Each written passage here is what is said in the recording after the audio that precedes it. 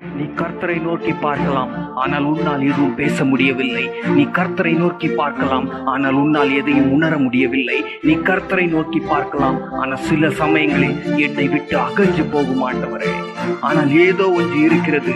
இயேசு என்கிற நாமத்தை குறித்து உன் வாழ்க்கையில் அதிகமாய் கூப்பிட்ட ஒரு பெயர் தான் இயேசு என்கிற நாமத்தில் இருக்கிறது வல்லமை. யாரும் எதுவும் இயேசுவுக்கு நிகரில்லை. ஒரு கிறிஸ்தவனா தைரியமா சொல்லலாம், அவரை போல யாரும் இல்லை. உலகம் முழுவதும் சொல்கிறது இயேசு நல்லவர் வல்லவர் என்று. ஏசையா ஒரு நல்ல மனிதன், யோவான் ஒரு நல்ல மனிதன், பேதுரு ஒரு நல்ல மனிதன். ஆனால் இவர்கள் யாரும் இயேசுவுக்கு நிகரில்லை. இயேசுவை நல்லவர் வல்லவர் என்று மட்டும் பார்க்காமல் கொஞ்சம் வேறு பார்வையிலும் அவரை பார்க்கலாமே.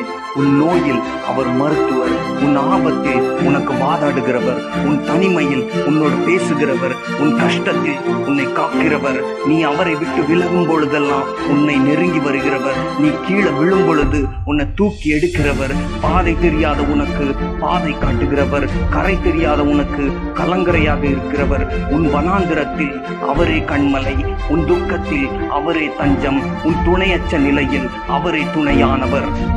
உன்னை ரட்சித்தவர், உன் ஜபங்களை கேட்கிறவர், உனக்கு இறங்குகிறவர், உன் கண்ணீரை காண்கிறவர். இன்னும் சொல்லனா, அதிகாலையில் இயேசுவே, நாள் முழுவதும் இயேசுவே, நடு இரவே இயேசுவே.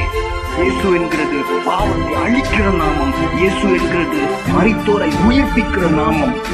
இன்னும் ஆசையா சொல்லணும்னா, உனக்கு பிடிச்ச ஒரு பெயர் தான் இயேசு. நீ பாட விரும்புகிற பெயர் தான் இயேசு. நீ தேடிக்கொண்டிருக்கிறவர் தான் இயேசு. உனக்கு பிடித்தவர் இயேசு.